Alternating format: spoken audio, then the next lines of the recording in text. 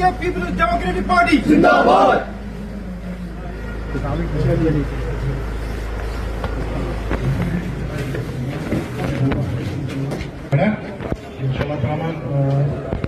जी आए हैं तो please this is very correct, very welcome.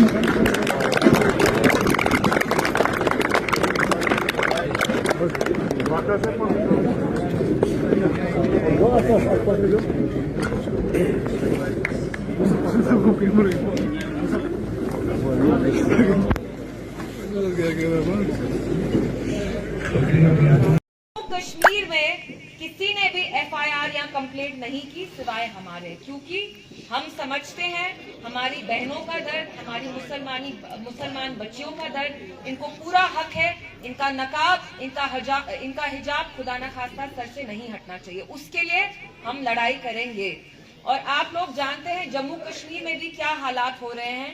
Jammu Kashmir वाहिद हिंदुस्तान का वो मुल्क है, वो स्टेट है जहां पे मुसलमान जो पॉपुलेशन है सबसे ज्यादा है। और हम जानते हैं पिछले 6 सालों में जब से आर्टिकल 370 हटा, यहाँ हर एक तबका जो है पिस रहा है। मेरे यहाँ इतने सारे नौजवान भाई हैं, बच्चियां हैं, आप मुझे बताइए रिजर्वेशन के हवाले से यहाँ कितने ओपन मेरिट स्टूडेंट्स है, अपना हाथ ऊपर करें।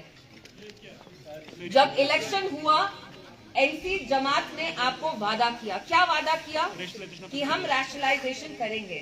हाल ही में 4 दिन पहले जब हम आपके साथ प्रोटेस्ट करना चाहते थे पोलो व्यू ग्राउंड में, हमें नजरबंद किया गया। और हमें नजरबंद एलजी साहब नहीं, ओमर साहब ने किया, चीफ मिनिस्टर ने किया, उनकी सरकार ने किया, क्योंकि उनके वालिद अगले दिन मीडिया में गए और कहा हम नहीं चाहते, यहाँ कुछ लोग उथल पुथल करना चाहते हैं। मैं उनसे पूछना चाहती हूँ, हमारे जो नौजवान भाई हैं, बहनें हैं, उनका मुस्तकबिल बचाना सियासत है? उनका मुस्तकबिल बचाना क्या उथल पुथल है? मेरी माएँ हैं, बहनें हैं, यहाँ मुझे देखने आई है, मुझे सुनने आई है। अस्सलाम वालेकुम। मेरा आपको मैं जानती हूँ जम्मू कश्मीर में महंगाई कितनी है। जब पिछले साल इलेक्शन हुआ, क्या एनसी जमात ने आपको नहीं कहा कि हम आपको 12 गैस सिलेंडर देंगे, बिजली देंगे? मुझे बताइए आप में से कितने लोगों के यहाँ मीटर लगाए जा रहे हैं? हाथ ऊपर करिए। और कितना आप महीने पर महीने बिल देते हैं? 5 साल पहले जहां आप 300 देते थे, 500 देते थे, वही आज आपका बिल 3000 है, 4000 है। मेरे यहाँ इतने सारे भाई हैं, बुजुर्ग लोग हैं, इतने सारे लोग यहाँ मजदूरी करते हैं। मजदूरी में जाके जो आप हलाल का पैसा कमाते हैं, एक दिन का 500-1000 होता है, कभी कभी उतना भी नहीं होता। तो जिसका बिल 5000 आएगा, वो पेट को क्या फाके देगा? वो खाना खाएगा या बिजली का बिल देगा?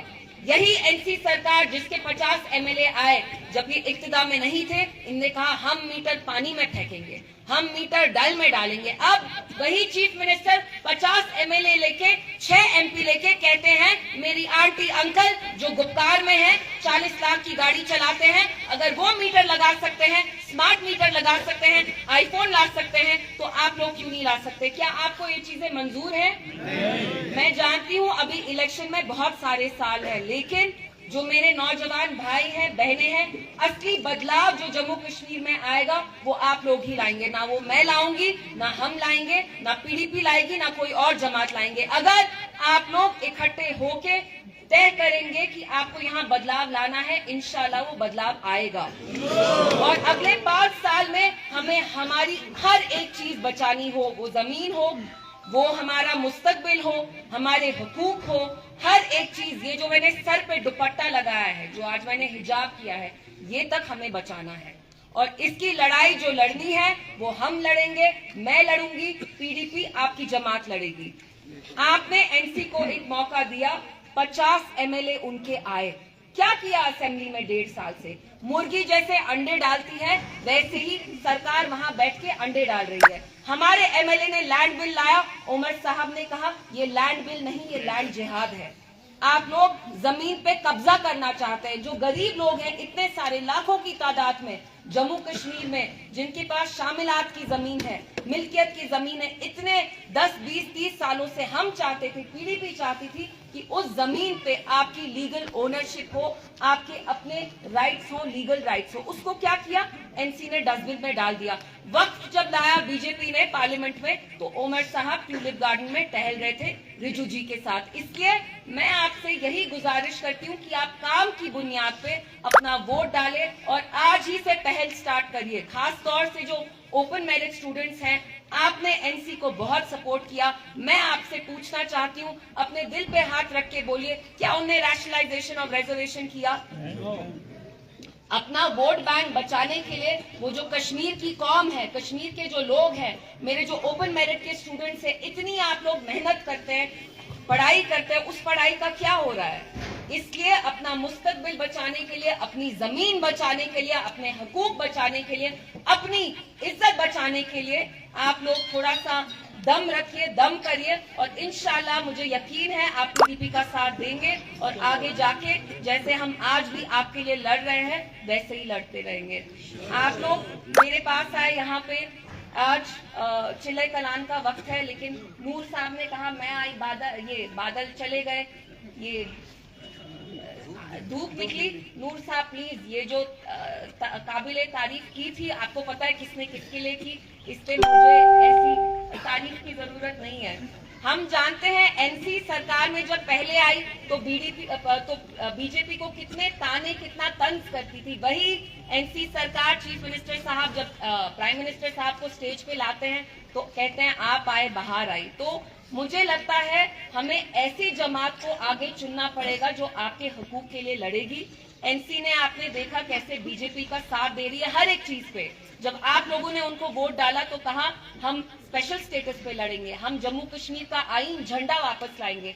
एक बार इलेक्शन हुआ तो स्टेटहुड से ज्यादा वो कुछ नहीं मांग रहे। लेकिन मैं आप लोगों को यकीन दिलाना चाहती हूँ, हमारा आर्टिकल 370, हमारा स्पेशल स्टेटस, हमारा अपना झंडा, कानून, आईन, सारा हम वापस लेके रहेंगे। आखिर में फिर से मेरा आपसे तहे दिल से शुक्रिया। इंशाल्लाह कुछ साल बाद आके आज उर्दू में स्पीच की है, अगली बार कश्मीरी में करूंगी। समन तो हर एक चीज पे किया जाता है, हमें बात करने की आजादी नहीं है। If we speak for Palestine, what is wrong in that? London में देखिए, यूरोप में देखिए, अमेरिका में, हार्वर्ड में, आईवी लीग यूनिवर्सिटीज में प्रोटेस्ट किए जाते हैं। हम सब देख रहे हैं गाजा में कैसे लोगों को स्लॉटर किया जा रहा है। An entire generation is being wiped out. So people are being picked up for anything and everything here, even VPNs are being banned. So it's just anything that's being done in the garb of rule of law. There's no rule of law here anymore. तो वो खुद क्या कर रहे हैं? खुद उनके allies जो हैं, औरतों के हिजाब और निकाब निकाल रहे हैं। तो you know what is happening here. यहाँ हिंदुत्व भी हम नहीं चलने देंगे।